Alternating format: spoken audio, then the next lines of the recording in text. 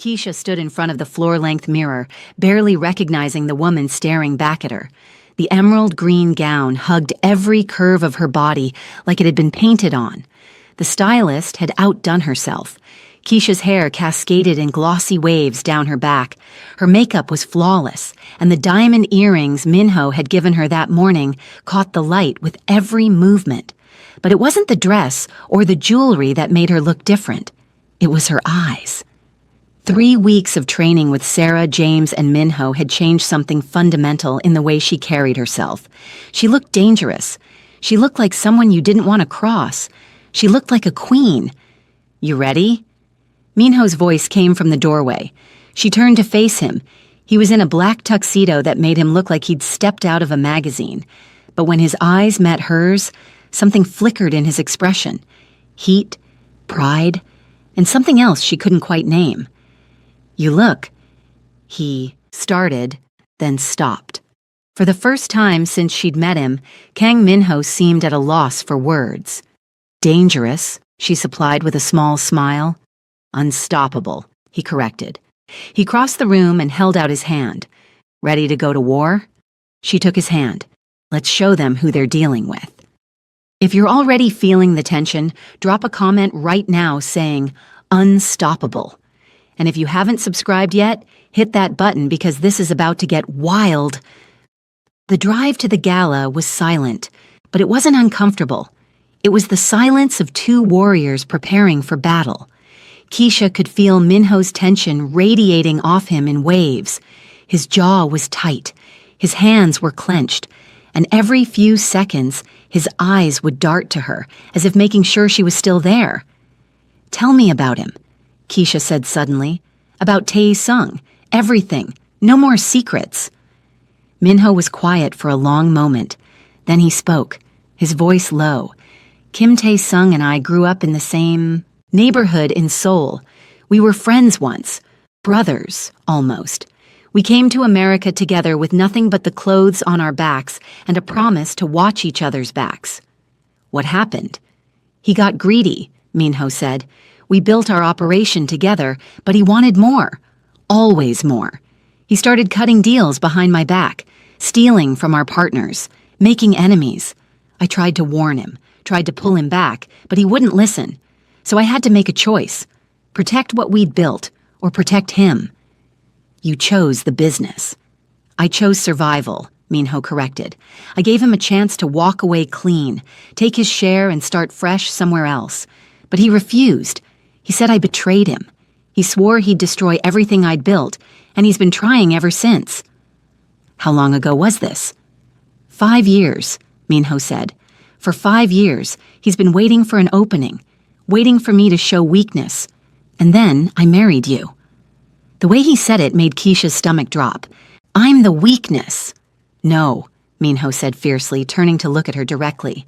"You're not weak. You're the opposite. But he thinks you are. He thinks I've made myself vulnerable by caring about someone. He thinks he can use you to destroy me." "Can he?" Keisha asked quietly. Minho's jaw tightened. "If something happened to you—" He stopped, his hands curling into fists so tight his knuckles went white. For a moment, Keisha saw something crack in his carefully controlled expression. Raw fear. Pure rage. "That's why tonight is important. We need to show him, show everyone, that you're not a victim. You're not prey. You're mine, and anyone who touches you will pay a price they can't afford." The possessiveness in his voice should have bothered her. Instead, it sent heat rushing through her body. And what if he doesn't care? What if he comes after me anyway? Minho's eyes went cold, dead. When he spoke, his voice was so quiet, so controlled, that it was more terrifying than if he'd shouted, "Then I'll kill him myself, with my own hands, slowly, and I'll make sure he knows exactly why he's dying." The certainty in his voice, the absolute conviction, made Keisha realize something. Kang Minho wasn't just dangerous because of his power, or his money, or his connections. He was dangerous because when it came to protecting what was his, there were no limits, no lines he wouldn't cross. And she was his. God help her, That shouldn't have made her feel the way it did. The Atlanta History Center had been transformed into something out of a fairy tale. Crystal chandeliers dripped from the ceiling. Ice sculptures gleamed in the corners. Waiters in white gloves circulated with champagne in canapes.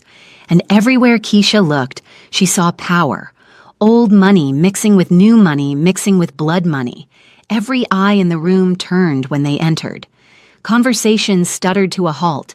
Glasses paused halfway to lips. Because Keisha Washington, no, Keisha Kang, didn't walk into that ballroom. She owned it. Her head was high. Her shoulders were back. Her hand rested lightly on Minho's arm, but there was nothing submissive about her posture. She looked like she belonged there, like she'd been born to it. And beside her, Minho looked like a king with his queen. "Remember," Minho murmured as they descended the grand staircase, "you're not here to make friends. You're here to make them respect you, or fear you, preferably both." "I thought I was supposed to smile and look pretty," Keisha said. "You're way past pretty," Minho said. "You're magnificent. Now show them." They made their way through the crowd, and Keisha felt the weight of every stare, every whispered conversation. She recognized some faces from the restaurants Minho had taken her to. Others were strangers. But they all had one thing in common. They were sizing her up, trying to figure out if she was a player or a pawn. Time to show them. "Minho!" a voice called out. An older Korean. Woman approached, dripping in diamonds. "I heard you got married. I didn't believe it until now." "Mrs. Choi," Minho said smoothly. "Allow me to introduce my wife, Keisha." "Your wife," Mrs. Choi repeated, her eyes scanning Keisha from head to toe. The assessment was clear and not kind. "How unexpected. Tell me, dear, how did you meet my Minho?" "At work," Keisha said smoothly. "I was serving him coffee. He was charming. I was available. Nature took its course." Mrs. Choi's smile didn't reach her eyes. How romantic. A waitress and a businessman, like a modern fairy tale. The condescension was thick enough to cut with a knife.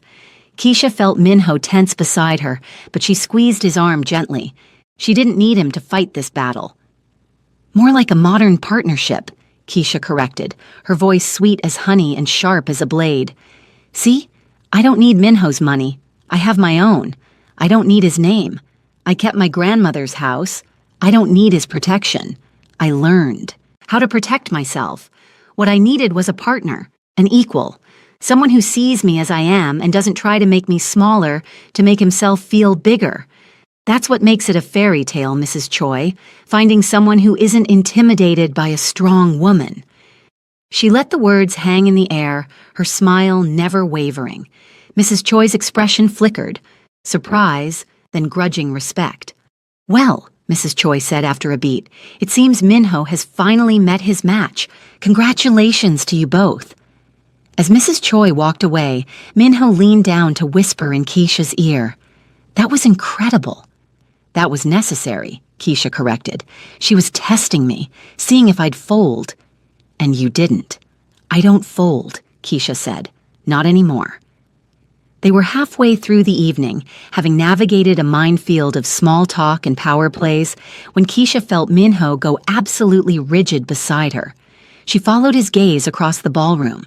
A man was standing near the bar, surrounded by a group of younger men who looked more like bodyguards than friends. He was younger than she'd expected, maybe early 40s, with sharp features and cold eyes. He was handsome in the way a snake was beautiful, all smooth surfaces hiding coiled danger. Kim Tae-sung. He raised his glass in a mocking toast when he caught them looking. "Stay close to me," Minho said, his voice tight. "No," Keisha said. "What?" "I said no," Keisha repeated. "We're not avoiding him. We're not hiding from him. We're walking right up to him and making our position clear. That's what you said, remember? Control the narrative." "Keisha, trust me," she said, "please." Minho looked at her for a long moment. Then he nodded. Together.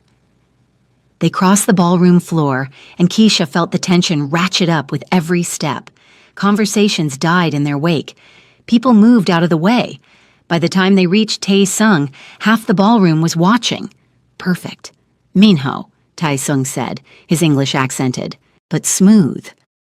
I was wondering when you'd come say hello, and this must be the famous Mrs. Kang, the waitress who married a king. How quaint. Mr. Kim, Keisha said, her voice cool, I've heard so much about you. All bad, I hope, Tae-sung said with a smile that didn't reach his eyes. Your husband and I have quite a history. So I understand. Something about stealing territory that didn't belong to you, and crying about it for 5 years when you got caught? The smile dropped from Tae-sung's face. His bodyguards shifted, hands moving subtly toward concealed weapons. The entire ballroom seemed to hold its breath. Careful, little girl, Tae-sung said, his voice dropping dangerously low. You don't know what you're playing with. I'm not playing, Keisha said, taking a step forward instead of back. And I'm not a little girl. I'm Keisha Kang. I'm Minho's wife.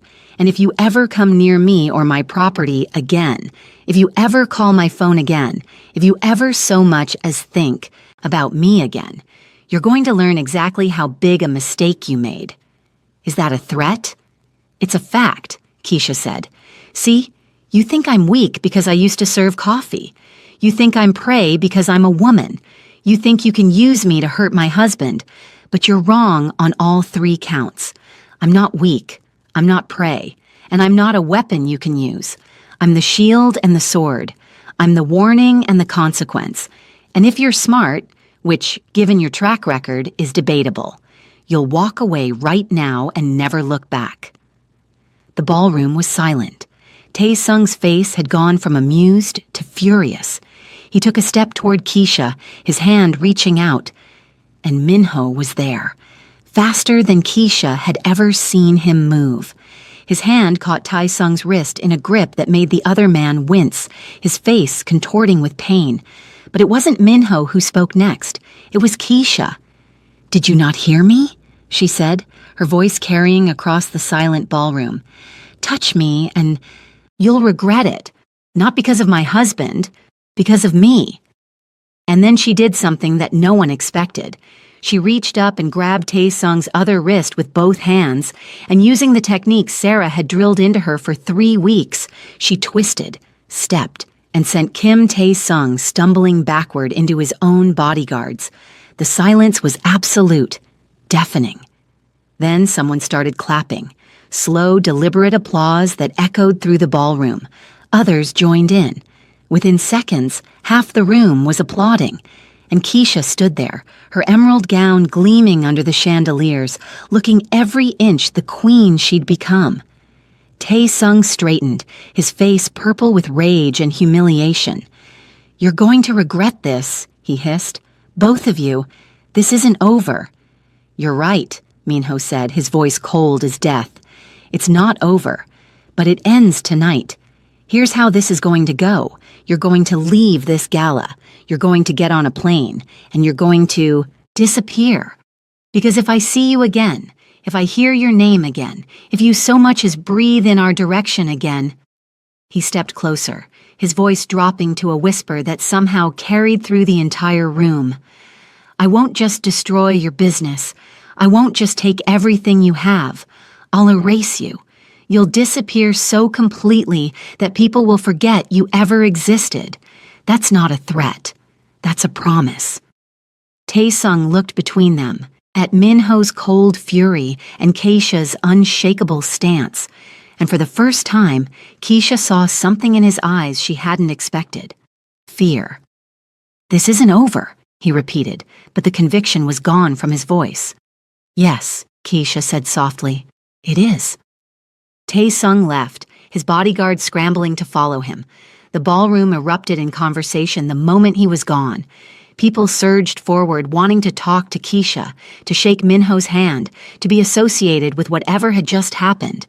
But Keisha only had eyes for Minho, and Minho only had eyes for her.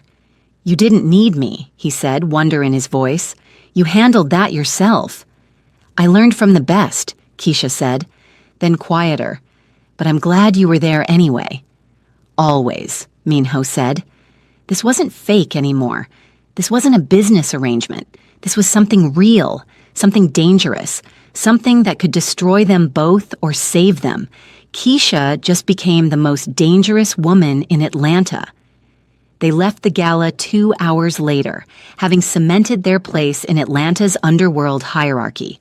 But the moment they got into the car, Minho's phone started ringing. "What?" he answered, his tone sharp. Keisha watched his expression change from irritation to shock to something that looked like barely controlled violence. "When?" he demanded. "How many of our people?" A pause.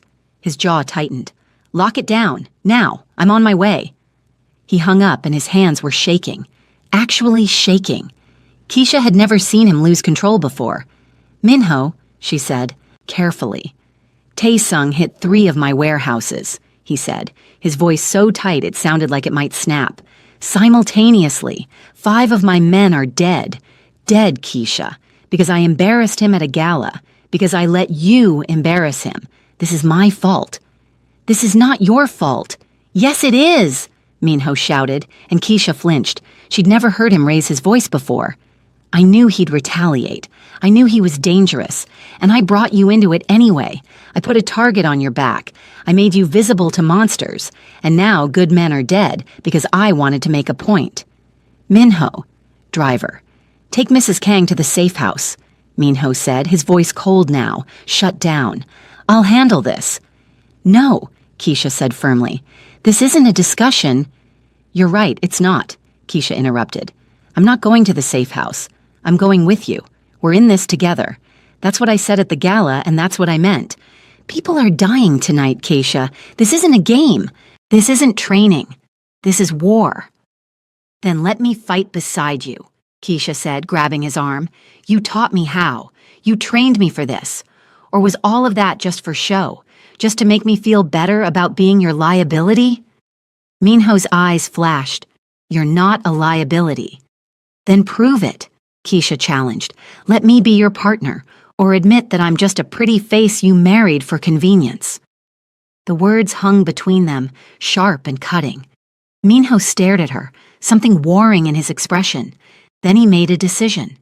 "Driver, change of plans. Take us to the main warehouse." "Sir." "That's an order," Minho snapped. The warehouse was in chaos when they arrived.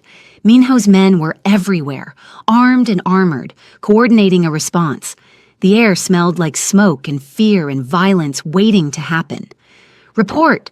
Minho snapped at a man who rushed up to them. His name was Chen, and there was blood on his shirt. 3 warehouses hit simultaneously. 5 dead, 7 injured. Significant product damage. Taesung's signature everywhere. He left messages. He wanted us to know it was him. "What kind of messages?" Keisha asked before Minho could. Chen hesitated, looking at Minho for permission. Minho nodded grimly. "Spray painted on the walls," Chen said. "Things like, 'Tell Minho his wife is next,' and 'The Queen dies tonight.' He's not hiding his intentions." Keisha felt ice flood her veins, but she didn't show it. "Where is he now?" "We don't know," Chen admitted. "He's gone dark. No one's seen him since the gala." "How much did we lose?" Minho asked, his voice tight. 5 million, maybe more, and he hit our main distribution center. We're offline for at least a week, but sir, the money doesn't matter. He's declared war. He's coming for Mrs. Kang. We need to get her somewhere safe immediately." "I'm not going anywhere," Keisha said firmly. "Mrs. Kang, with all due respect." "She stays with me," Minho said, his voice brooking no argument. "Rally, everyone. I want every asset we have mobilized. I want to know where Taesung is, where his people are, where his money is. I want everything. And I want it now." As Chen rushed off, Minho turned to Keisha. "Are you sure about this? Last chance to walk away." "I'm not walking away," Keisha said. "We end this tonight, together." As Minho coordinated his response, barking orders in Korean and English, Keisha noticed something. One of the men standing near the entrance was watching them with an expression she'd been trained to recognize. Nervous, guilty, wrong. His hand kept going to his pocket.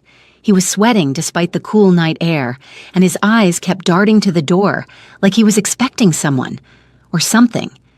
She moved closer to Minho and whispered, "The man by the door, southeast corner. Something's off." Minho's eyes flicked to the man, then back to Keisha. "What did you see?" "He's nervous, sweating. Hand keeps going to his pocket, and he's not. Watching you, he's watching the door, like he's waiting for something, or someone." Minho's expression hardened. He made a subtle gesture to one of his men, who moved casually toward the nervous man. Within seconds, the man was surrounded. "Search him," Minho ordered. They found a phone, a burner with one number programmed in, and a text message ready to send, "They're here, both of them." Minho's face went white, then red, then something Keisha had never seen before, murderous.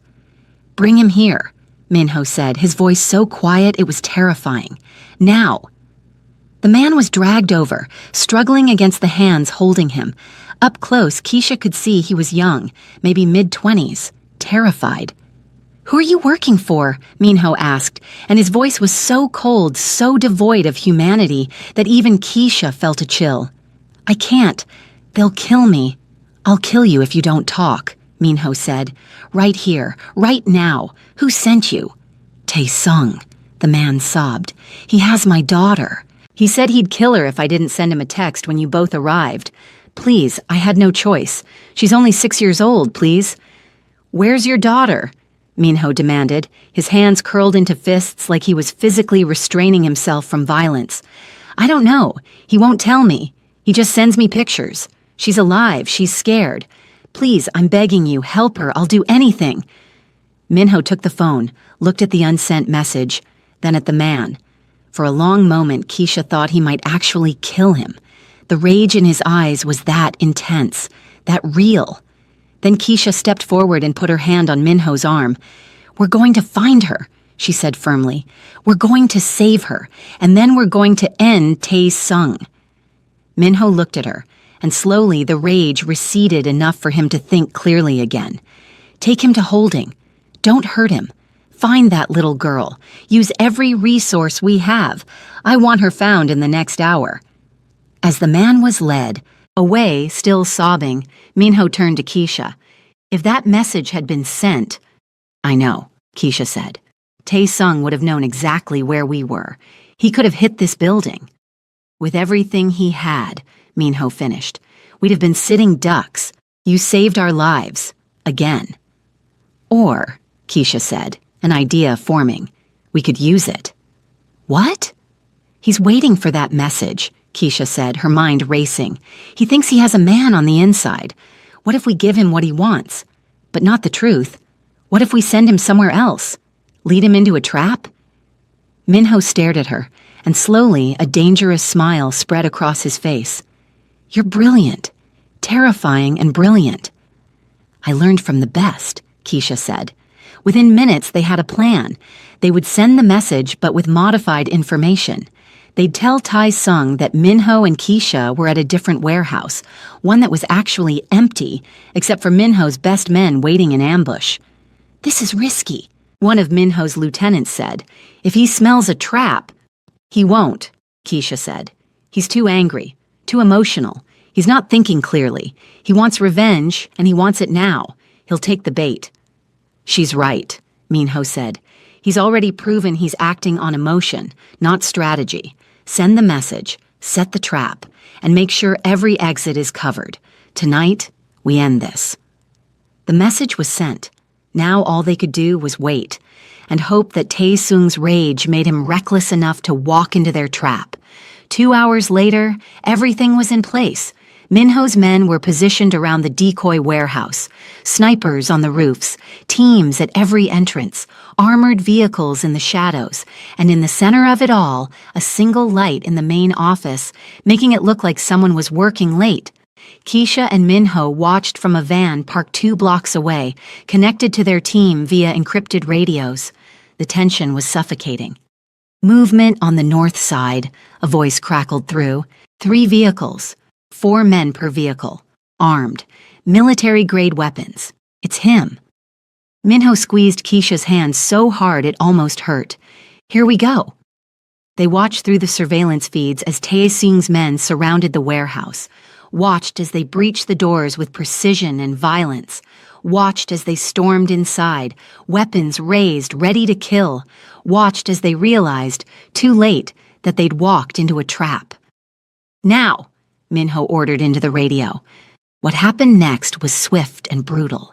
Minho's men moved with military precision, cutting off every escape route. Lights flooded the warehouse. Snipers took out the tires on the vehicles. Within minutes, Tae-sung's men were on the ground, disarmed, surrounded, defeated. And Tae-sung himself was dragged out, zip-tied and furious, screaming in Korean. "Bring him to me," Minho said, "now." They moved to the warehouse, Keisha's heart pounding. When Tae-sung saw them approaching, his eyes widened, then narrowed with pure, undiluted hatred. "You," he spat in English, then switched to Korean, the words harsh and guttural. "English," Minho said coldly, "so my wife can understand every word." "Your wife," Tae-sung sneered, looking at Keisha with disgust. "Your weakness, your downfall. Did you really think I wouldn't exploit it? Did you really think marriage would protect you?" "It did protect me," Minho said. "She outsmarted you. She saw your spy before he could warn you. She came up with the plan that led you here. The woman you thought was my weakness just destroyed you." Tae-sung's expression twisted. This was her plan? "Every bit of it," Keisha said, stepping forward. "Surprise." "You think you're clever," Tae-sung said, his voice dripping with venom. "You think you've won, but this isn't over. I have contingencies. I have plans within plans. You can't kill me. If I die, information goes to the police that will destroy both of you. If I disappear, the same thing happens. I've made sure of it." "Interesting," Minho said, "because I have a recording that says otherwise." He pulled out his phone and played audio. Tae-sung's own voice, clear as day.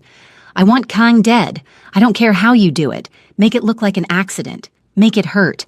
And when he's gone, I want his wife. I want to break her myself." Tae-sung's face went pale. "That's a confession to conspiracy to commit murder," Minho said, "and a threat against my wife. I send this to the police. You go to prison for the rest of your life. But here's the thing. I'm not sending it to the police. Not yet." "What do you want?" Tae-sung asked, and for the first time, he sounded scared. "Everything," Minho said simply.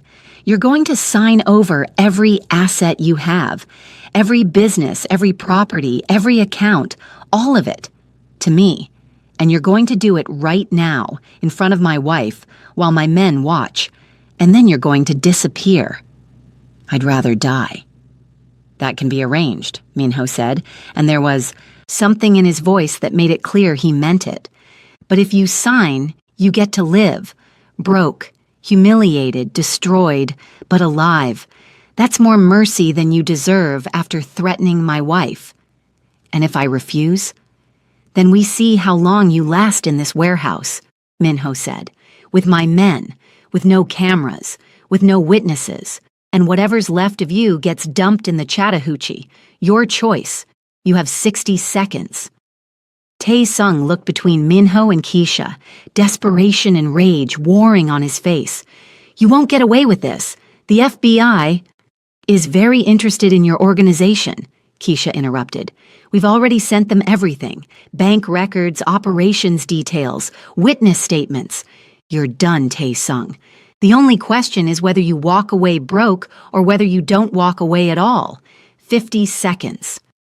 "The old man," Tae-sung said suddenly, grasping at straws. "The hotel chain seller. He won't accept this. He'll know what you did. He'll back out of the deal." Minho smiled, cold and satisfied. "The deal closed 2 days ago. The hotels are mine.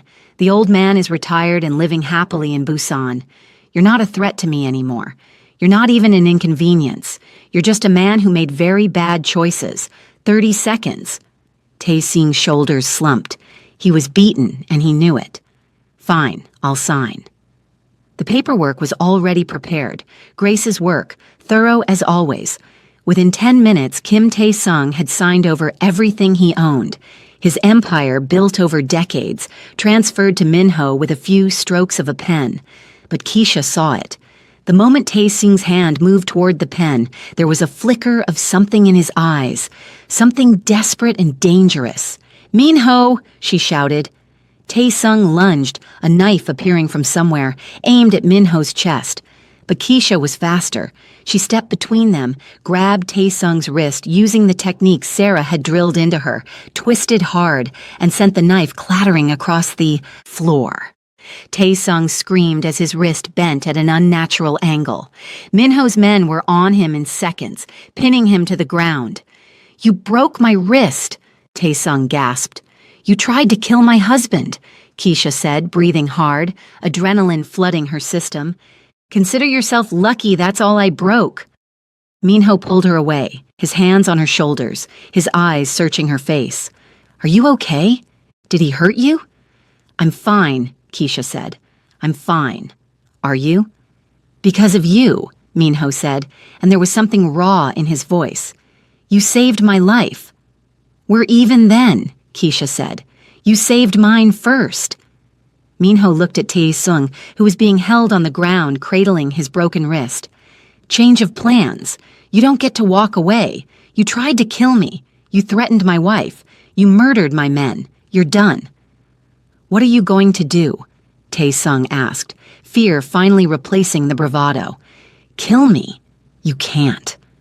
He pulled out his phone. "I'm calling the police. You're going to prison for conspiracy to commit murder, for the attack on my warehouses, for the kidnapping of that man's daughter. The FBI has been building a case against you for months. I'm just gift-wrapping it for them." "You're working with the FBI?" Tae-sung said, disbelief in his voice. "I'm working with whoever serves my interests," Minho said. "And right now, my interest is seeing you in prison for the rest of your life, where you can think about how you lost everything because you underestimated a woman you thought was weak." "One more thing," Keisha said, kneeling down so she was eye level with Tae-sung. "The man whose daughter you kidnapped, where is she?" "I'll never tell you," Tae-sung spat.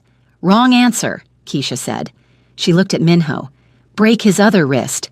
Minho raised an eyebrow, surprised. "You sure?" "Positive," Keisha said. "He hurt your men. He threatened us. He kidnapped a child. Break it." One of Minho's men stepped forward and Tae-sung started, screaming. "Wait! Wait! Storage unit off Memorial Drive. Unit 243. She's there. She's alive." Minho made a call immediately.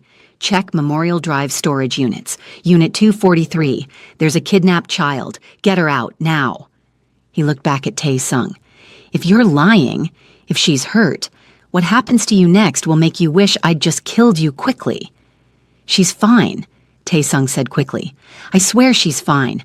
I don't hurt children. I'm not a monster." "You're exactly a monster," Keisha said. "You just have rules. But monsters with rules are still monsters." The police arrived 20 minutes later, led by a federal agent who seemed unsurprised to find Tae-sung zip-tied with a broken wrist.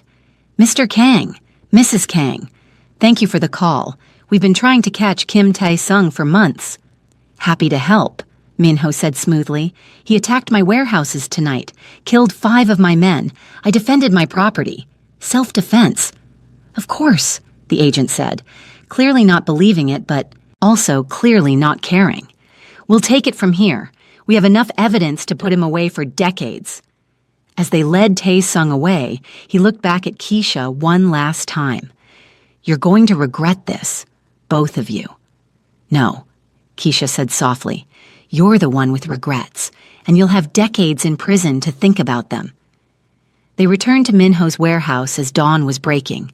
Keisha was still in her gown, now torn at the hem from the fight. Her hands were shaking from the adrenaline crash. Minho poured them both whiskey. "I'm sorry," he said quietly, "for shouting at you earlier, for losing control, for—" "Stop," Keisha said. "You were scared. You were worried about your men, about me. It's okay to lose control sometimes. It's okay to be human." "I'm supposed to protect you," Minho said, "not put you in situations where you have to fight for your life." We protect each other, Keisha corrected. That's what partners do. I saved you tonight. You've saved me plenty of times. It's what we do. Minho looked at her with an expression she'd never seen before. Complete vulnerability.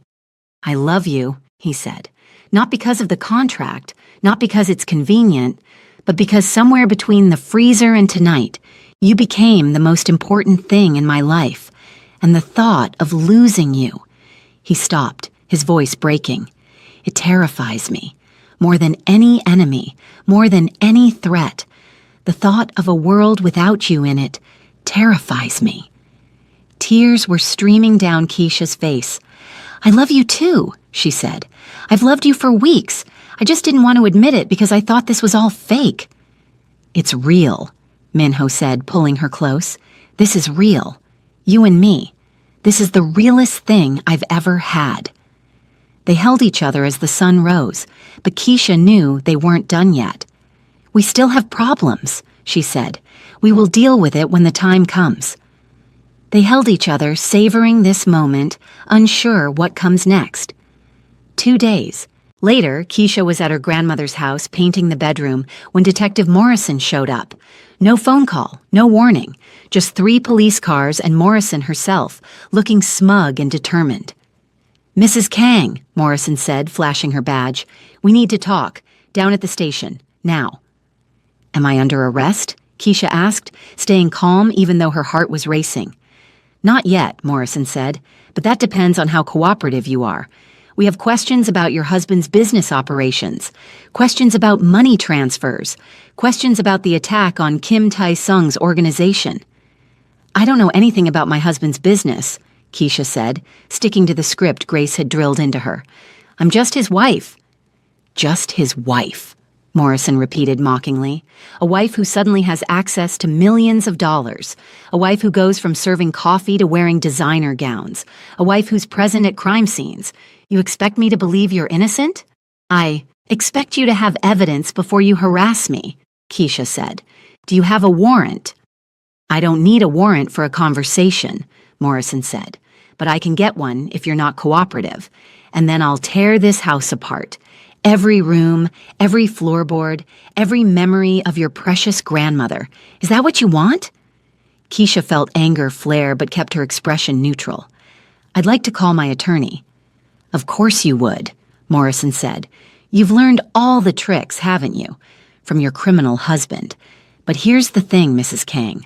I've been doing this for 20 years. I know when someone's hiding something, and you're hiding plenty.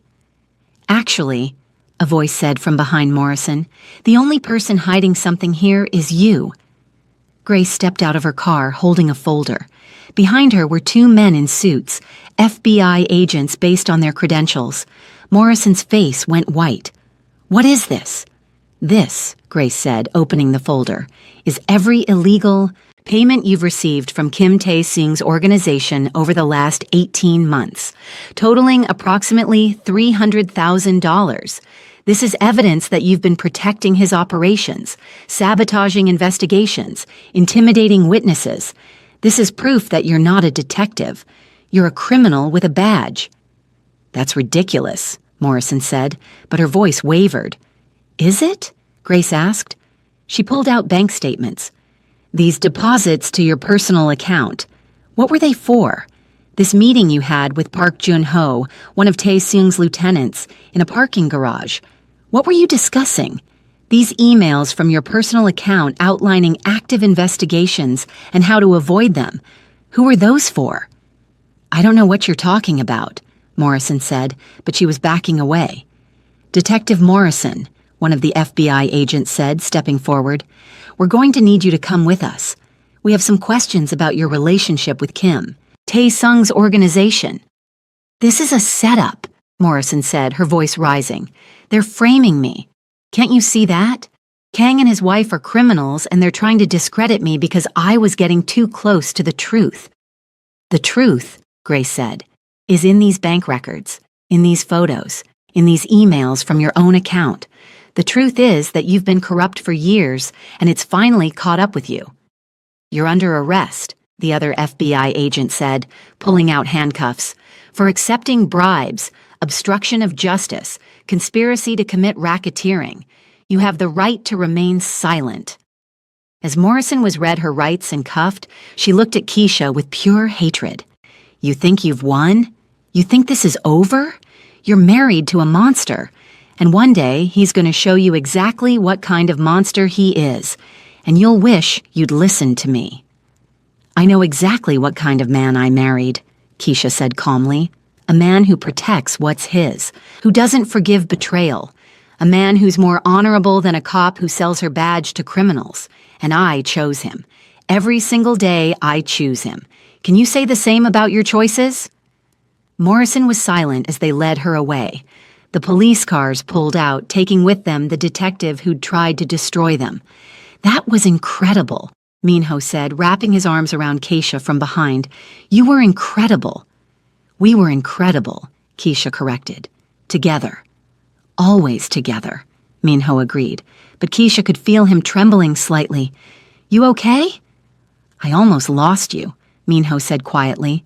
"If Morrison had arrested you, if Grace hadn't showed up at the right time—" "But she did," Keisha said, turning in his arms. Minho rested his forehead against hers. "How did I get so lucky?" "You walked into a freezer," Keisha said with a smile. "Best decision you ever made." "Speaking of decisions," Minho said, pulling back, "we need to deal with your cousin." "Deshawn," Keisha said, her expression hardening. "Yeah, we do."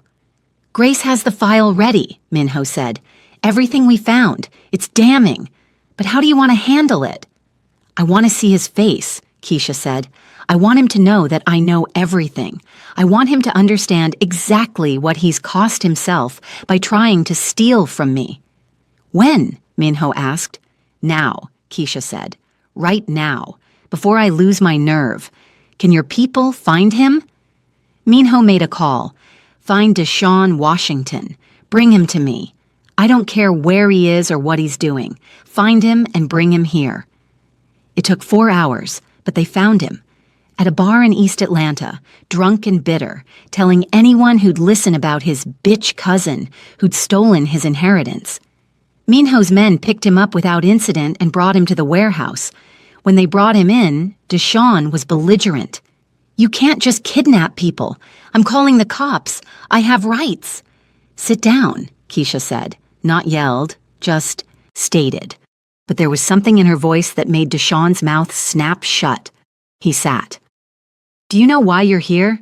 Keisha asked, standing in front of him while Minho and Grace flanked her. "Because you're psycho," Deshawn said, trying to muster his old cockiness. "Because you married some gangster who thinks he can push people around?" "No," Keisha said. "Because you tried to steal from me.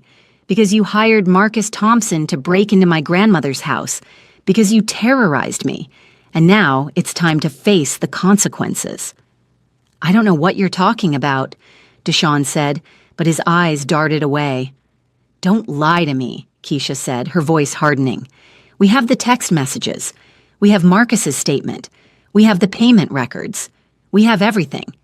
"You can't prove—" "Deshawn Washington," Grace interrupted, opening her folder. "Outstanding child support.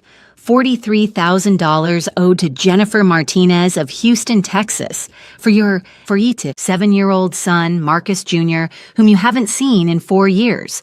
Unpaid taxes, $67,000 to the IRS active warrant in Louisiana for check fraud totaling $12,000. 3 civil suits from business partners alleging fraud totaling $120,000. Fired from 3 jobs in the last 5 years for theft. And on February 15th of this year, you paid Marcus Thompson $5,000 to break into your cousin's house, vandalize her property, and terrorize her in an attempt to force her to abandon her inheritance." Deshawn's face had gone from red to white. "That's not— You can't— We can," Keisha said, "and we will, unless you listen very carefully to what I'm about to say." "What do you want?" Deshawn asked, and for the first time he sounded scared. "I want you gone," Keisha said, and there was steel in her voice. "Out of Atlanta, out of Georgia, far away from me and my family, and I want you to stop spreading lies about me." "Or what?" Deshawn challenged, trying to find some of his old bravado. Or all of this, Grace said, holding up the folder, goes to every law enforcement agency that has an interest in you. The Child Support Enforcement Bureau in Texas, the IRS, the Louisiana State Police, the Atlanta PD. You'll be arrested within a week. You'll spend the next decade fighting legal battles you can't win. Your life, as you know it, will be over. You're bluffing, Deshawn said, but he didn't sound convinced. Try me, Keisha said. You know what? I don't think you understand the situation you're in. So let me make it crystal clear. That house you wanted so badly, it's mine, legally, completely, forever. You will never have it. That money you thought you'd get? Gone. I spent some of it renovating. The rest is in investments you'll never touch. Your grandmother, our grandmother, left that house to me because she knew I'd take care of it. She knew I'd honor her memory. And she was right. She wanted me to have it, Deshawn insisted. She told me... She never told you that, Keisha interrupted. You're lying, just like you've been lying about everything else. And I'm done with your lies. I'm done with your entitlement. I'm done with you. You can't just kick me out of the family, Deshawn said. I'm not kicking you out of the family, Keisha said. You did that yourself when you hired someone to terrorize me, when you tried to steal my inheritance, when you chose greed over family. You kicked yourself out. I'm just making sure you stay out. Where am I supposed to go? Deshawn asked, and now he just sounded pathetic. I don't care, Keisha said bluntly. Texas, to finally take care of your son. Louisiana, to deal with that warrant. Anywhere but here. You have 48 hours. Use them wisely. And if I don't leave? Deshawn asked, trying one last time to assert some control. Minho spoke for the first time since Deshawn had arrived. Then I make one phone call and every agency mentioned shows up at your door. And trust me, Deshawn, you don't want that. Because once the system gets its teeth in you, it doesn't let go. You'll be buried in legal fees and court dates and probation officers for the rest of your life. Or you leave, clean, quiet, with a chance to start over somewhere else. Your choice. Deshawn looked between them, seeing clearly for the first time that he was completely outmatched. Fine. I'll go. But you're making a mistake, Keisha. Trusting him. He's a criminal. He's going to hurt you. The only people who've hurt me, Keisha said, are people like you. Family who saw me as an opportunity instead of a person. People who underestimated me because of how I look. People who thought I'd be easy to push around. But Minho, he's never tried to make me smaller. He's never tried to control me. He's only ever tried to make me stronger. So yeah, I trust him. More than I ever trusted you. Deshawn stood up. His shoulders slumped in defeat. You've changed. You're not the same person. You're right, Keisha said. I'm not. I'm better. And I'm done apologizing for it. As Minho's men escorted Deshawn out, Keisha felt a weight lift from her shoulders. That's it, she said. All the threats. All the enemies. Gone. Not all of them, Minho said carefully. Keisha turned to him. What do you mean? There's still the fallout from Morrison's arrest, Minho said. The FBI is going to want to interview us, want to know how we got the evidence, want to make sure we're not involved in her corruption. Are we? Keisha asked. No, Minho said. The evidence Grace collected is all legitimate. Phone records, bank statements, surveillance footage, all obtained legally. We're clean, but they'll still want to talk to us. Then we talk to them, Keisha said. We have nothing to hide, not about Morrison. The interview happened 3 days later at the FBI field office.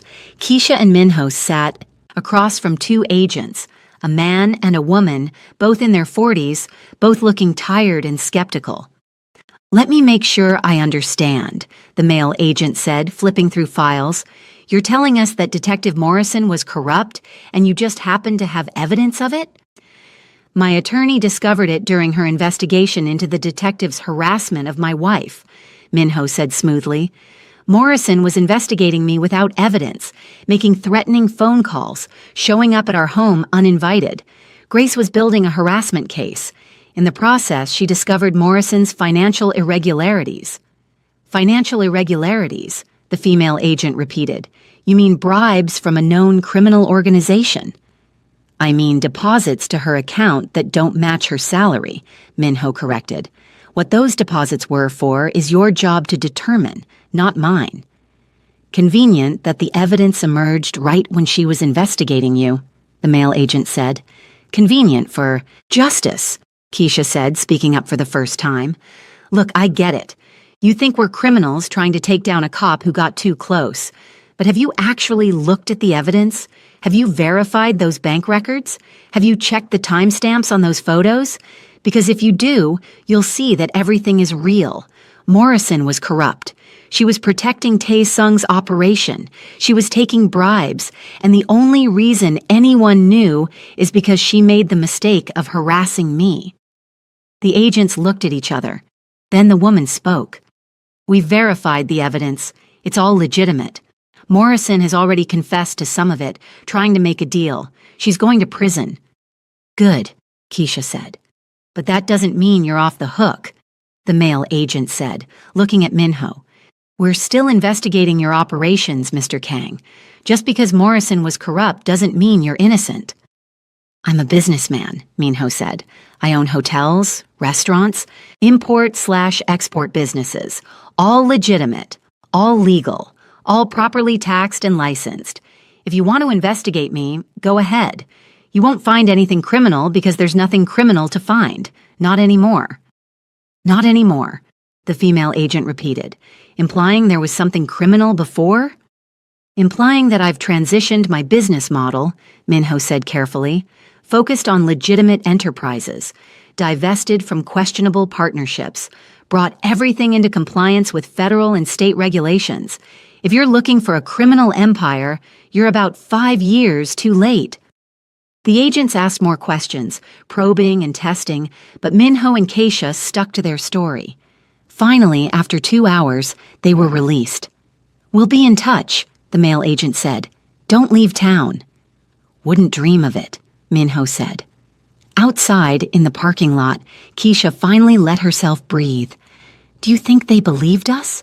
Doesn't matter if they believed us, Minho said.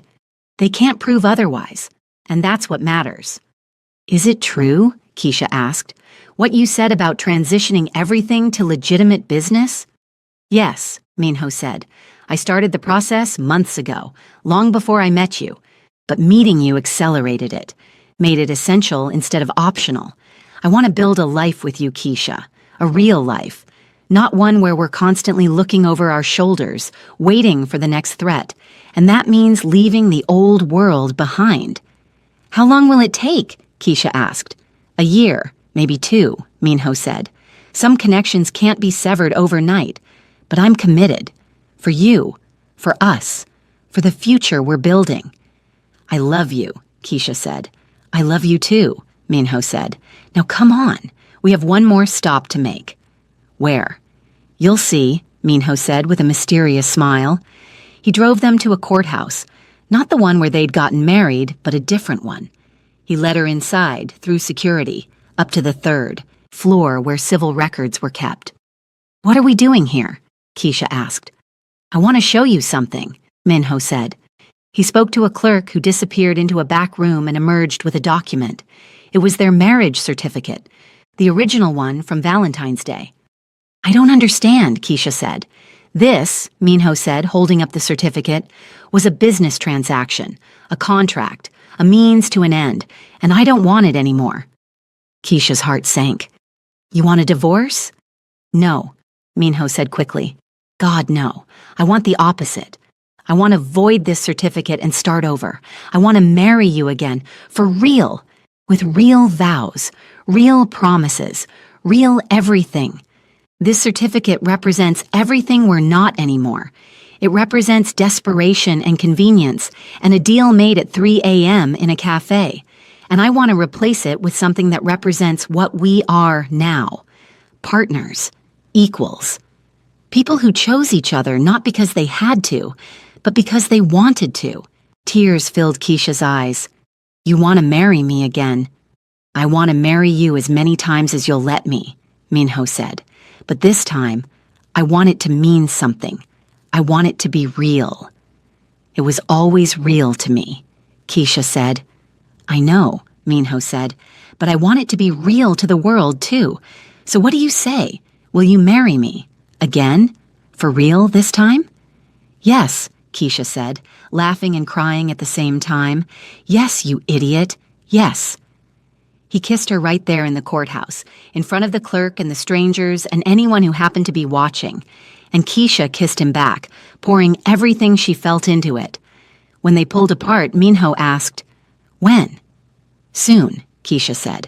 "I want Aunt Patricia there, and Tasha, and everyone who matters. I want it to be perfect." "It will be," Minho promised, "because you'll be there." 3 months later, on a perfect spring day when the air smelled like magnolias and possibility, Keisha and Minho had their real wedding. It was at Keisha's grandmother's house, beautifully renovated and glowing in the afternoon sunshine. The yellow paint was fresh and bright. The white shutters gleamed. The porch where Keisha had sat with her grandmother countless times was decorated with white roses and green garlands. And in the backyard, under a canopy of lights and cherry blossoms, chairs were arranged in neat rows. Keisha got ready in her old bedroom, surrounded by Tasha and Aunt Patricia and Sarah, who'd become an unlikely friend. "You nervous?" Tasha asked as she helped Keisha into her wedding dress, a stunning white gown that somehow managed to be both elegant and bold. "Terrified," Keisha admitted, but in a good way. "That's love," Aunt Patricia said, adjusting Keisha's veil. "Real love is always a little bit terrifying, because it means giving someone the power to hurt you and trusting they won't." "Do you trust him?" Tasha asked. "With my life," Keisha said without hesitation. "With my heart. With everything." "Then you're ready," Tasha said. The music started. Aunt Patricia and Tasha went first, walking down the makeshift aisle in the backyard. Then it was Keisha's turn.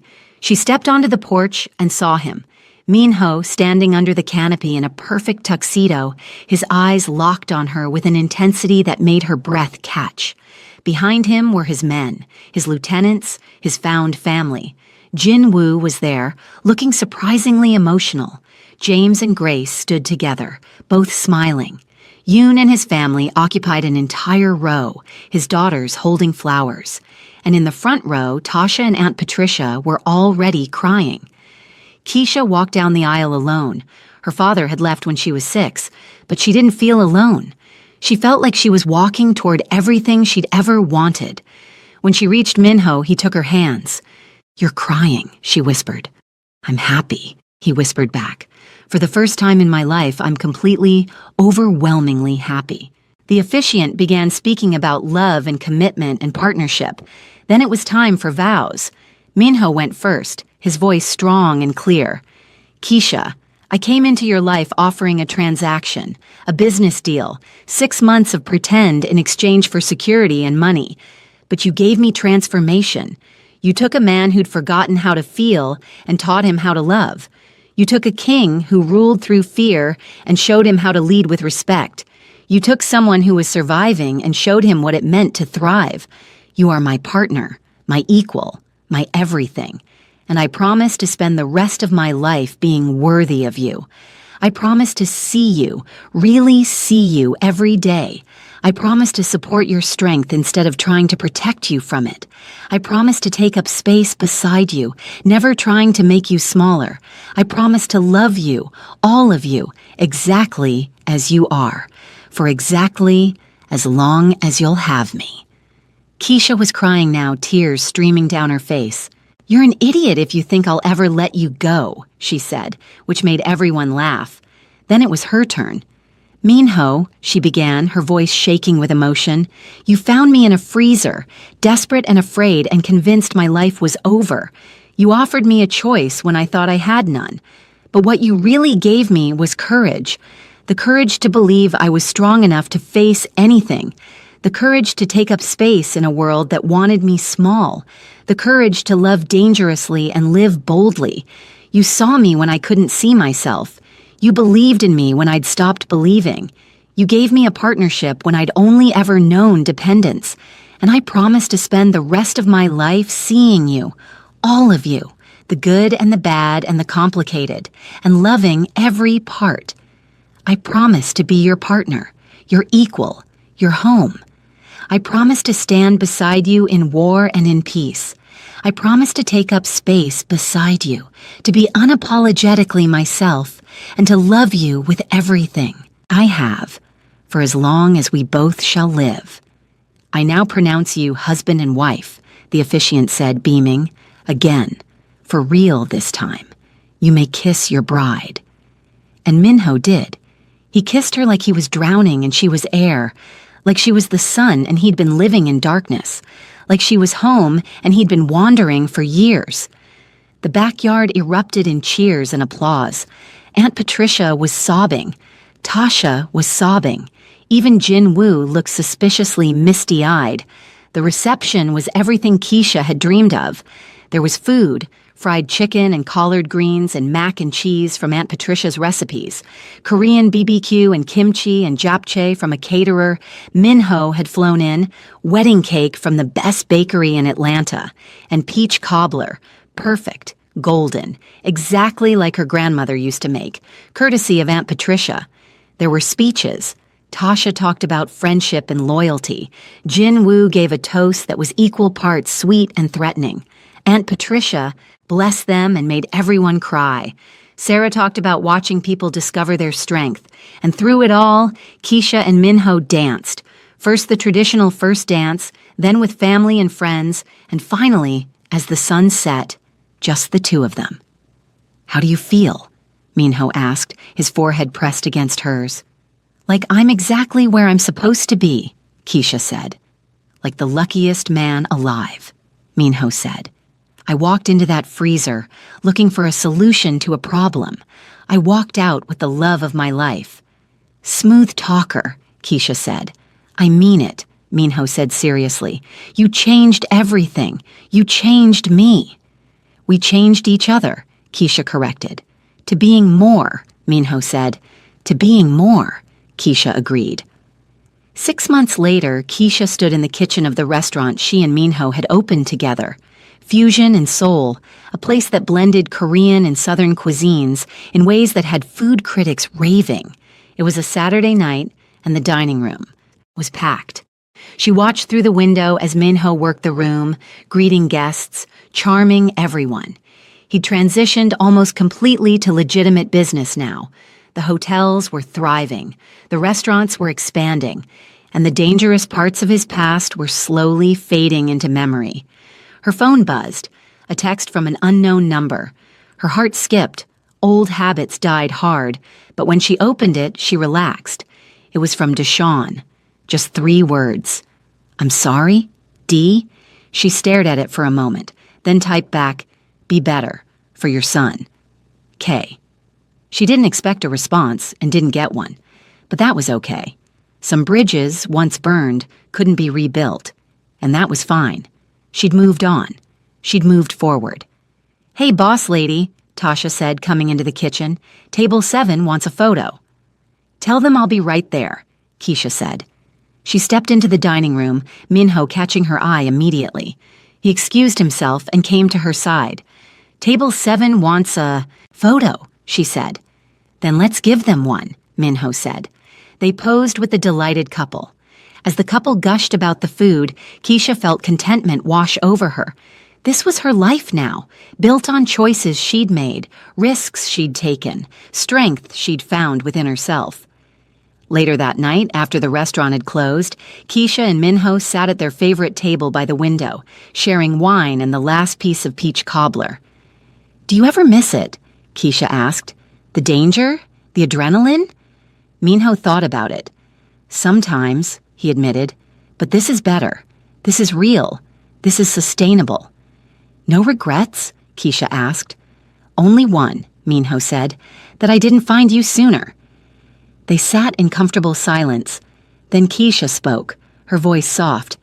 I need to tell you something. What? I'm pregnant, she said. The words hung in the air. Then Minho's expression transformed from surprise to joy to awe. You're pregnant, he repeated. Are you okay with this? Okay with it? Minho said, his voice breaking. He pulled her into his arms. I never thought I'd have this. A family, a real family. Someone to build a future for. So you're happy? Keisha asked. I'm terrified, Minho admitted, and ecstatic, and so happy. They held each other in the empty restaurant, thinking about the future they were creating. A baby, a family, a legacy built on love instead of fear. A year ago, Keisha had been standing in a freezer, crying over frozen chicken, convinced her life was over. Now she was Keisha Kang, wife, business owner, soon-to-be mother, queen of her own empire, and a woman who'd learned that strength came in many forms. She once needed a husband by 6 p.m. to survive. Now she had a partner for life. She once thought she was nobody, going nowhere. Now she owned her world by choice, loved fiercely, and refused to shrink for anyone. And it all started with a freezer, frozen chicken, and a stranger with a crazy proposal on Valentine's Day. Some people got chocolates and roses on Valentine's Day.